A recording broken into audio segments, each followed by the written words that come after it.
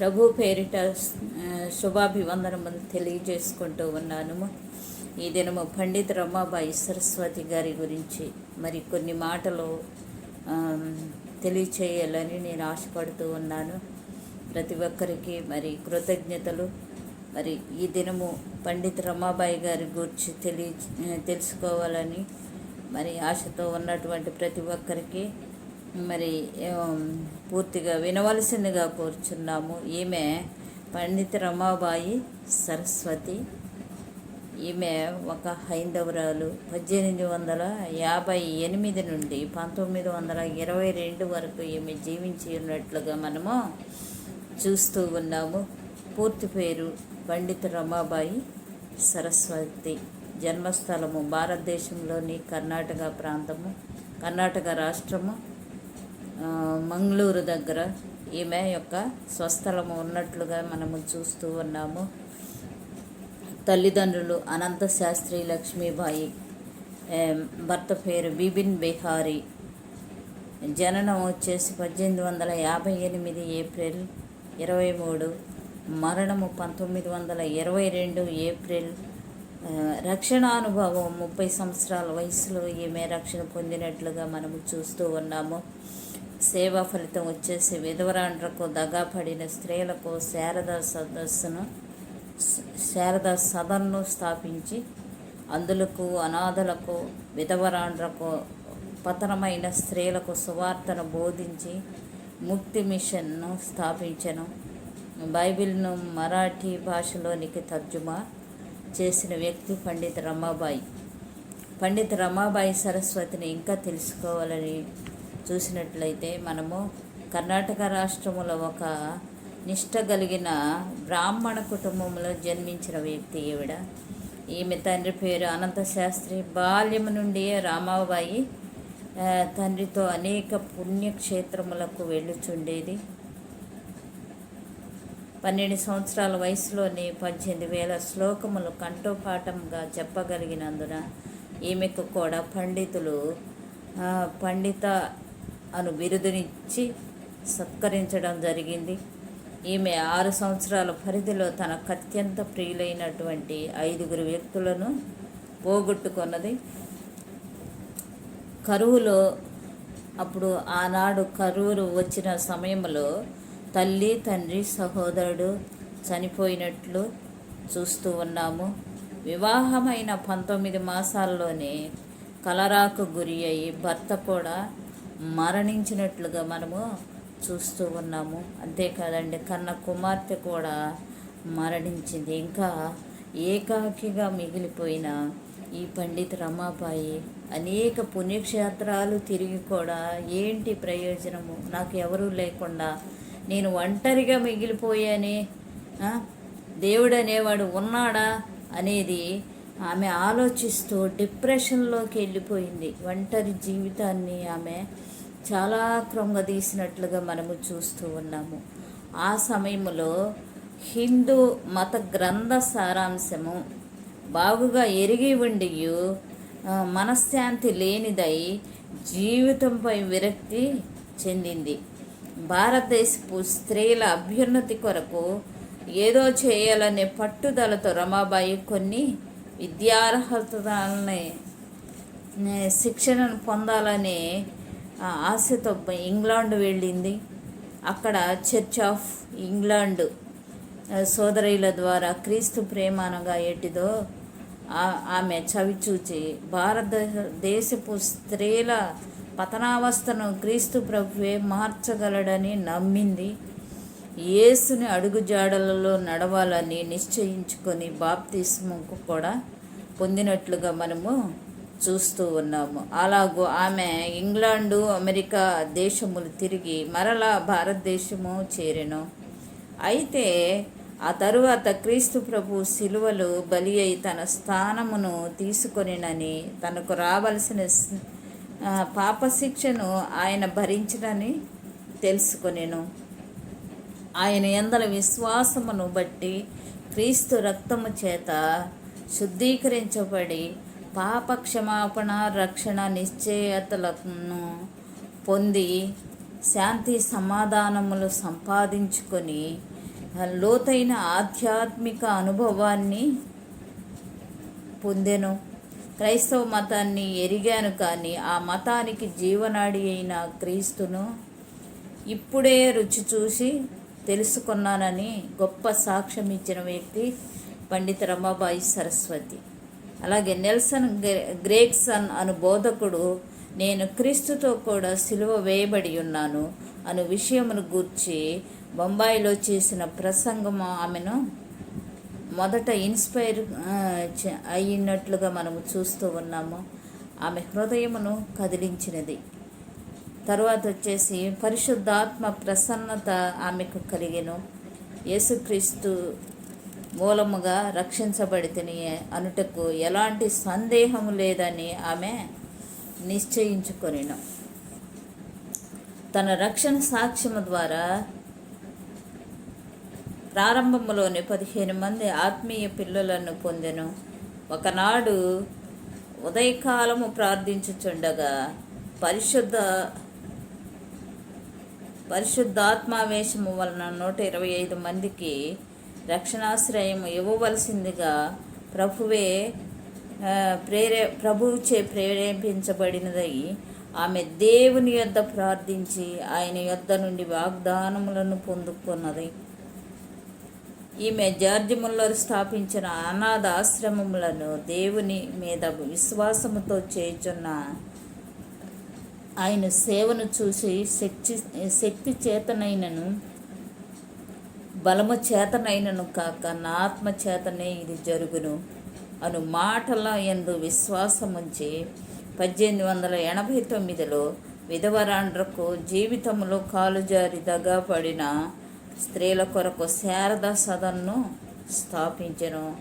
పూనా దగ్గరలో ఉన్న కెట్గామ్ అనే ప్రాంతములో అందులకు, అనాథలకు, విధవరాండ్రకు, పతనమైన స్త్రీలకు సువార్తను బోధిస్తూ విద్య నేర్పించి వారికి ఒక ఉపాధి కల్పిస్తూ ముక్తి మిషన్ స్థాపించి వారిని శారీరకముగానే కాక ఆధ్యాత్మికంగా కూడా పోషిస్తూ రక్షణలోనికి నడిపించిన వ్యక్తి పండిత రమాబాయి గారు.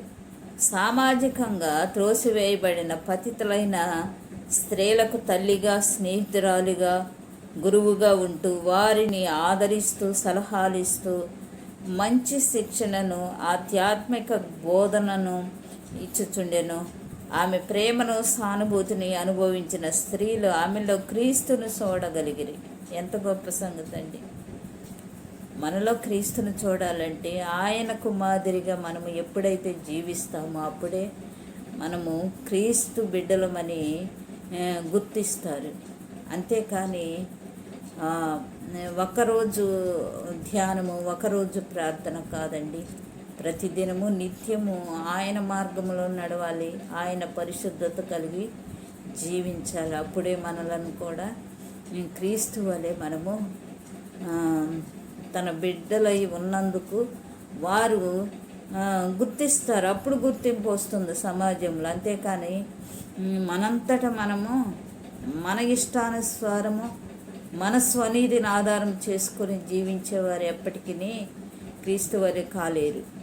ఆ విషయాన్ని ఇక్కడ తెలుసుకోవాలండి.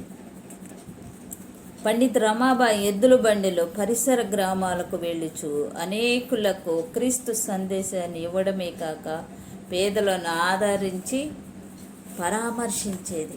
ఎందుకు? ఎద్దుల బండిలో ఆవిడ వెళుతూ అనేక ప్రాంతాలు తిరుగుతూ, ఎద్దుల బండిలోనే ఆమె ప్రయాణం, ఎద్దుల బండిలోనే మరలా తిరిగి రావడం, అనేక ప్రాంతాలను సందర్శించి వారికి దేవుని యొక్క సువార్తను బోధించి వారిని అనేక మందిని దేవుని వైపు నడిపించుట కొరకు ఆమె ఎంతో ప్రయాసపడినట్లుగా మనము చూస్తూ ఉన్నాము. హిందూ దేవాలయములలో దేవదాసులుగా మగ్గిపోతున్న వారిని విడిపించి చేరదీసి ఆదరించేది.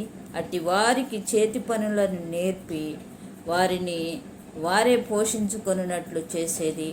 అట్టి వారిలో అనేకులు నర్సులుగా, టీచర్స్గా, గృహిణులుగా మారి సమాజంలో గౌరవనీయమైన జీవితములు గడుపునట్లు చేసేది. విరామము లేకుండా ఆయా సభలలో వాక్యోపదేశము చేస్తూ రాత్రింబగళ్ళు ఆత్మల సంపాదన కొరకు ప్రయాసపడుతూ ప్రభు కొరకు ఎంత చేసినా చాలదు అని ఆమె అంటూ ఉండేది.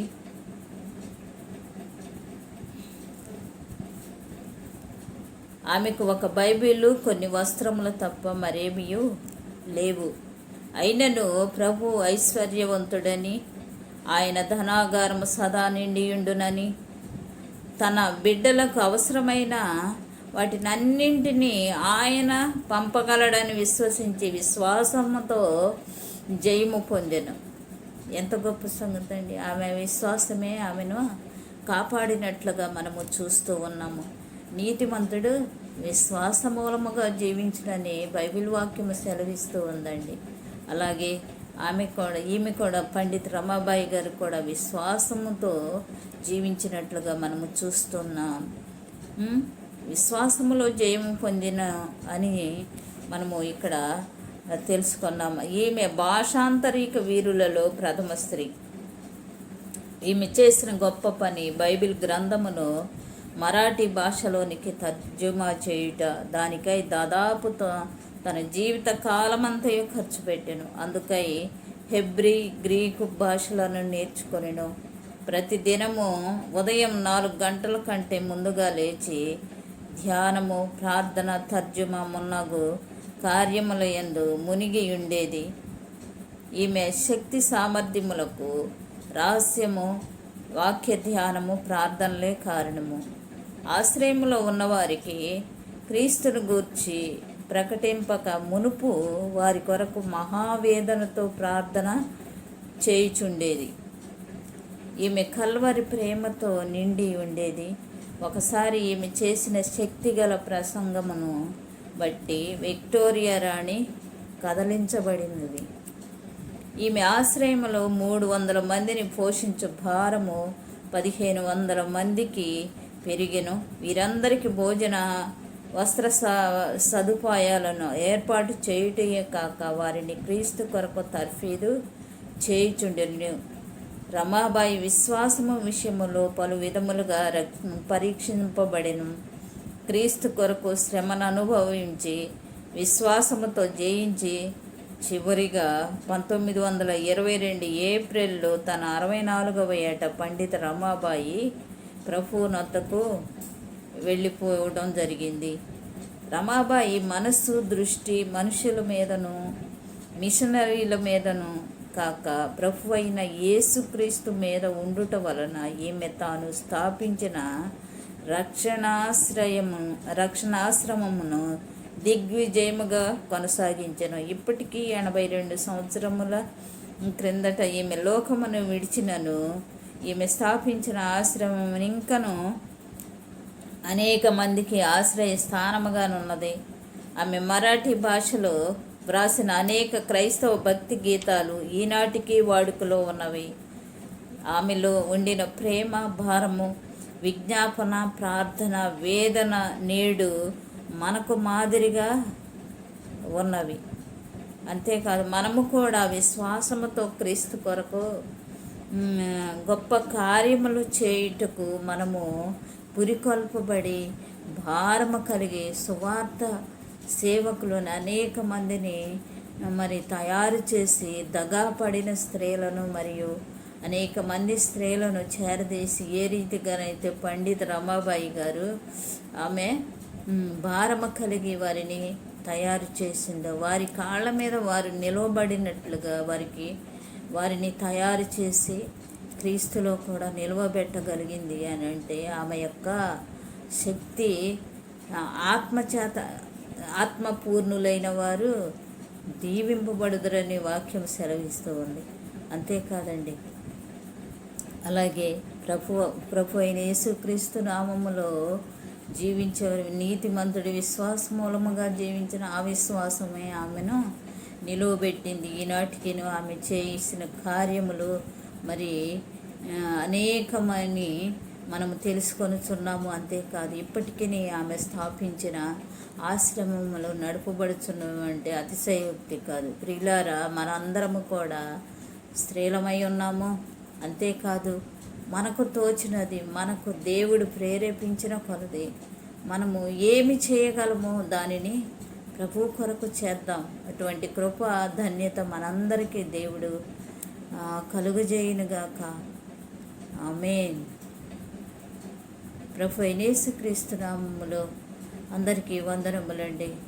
God bless you. Thank you one and all.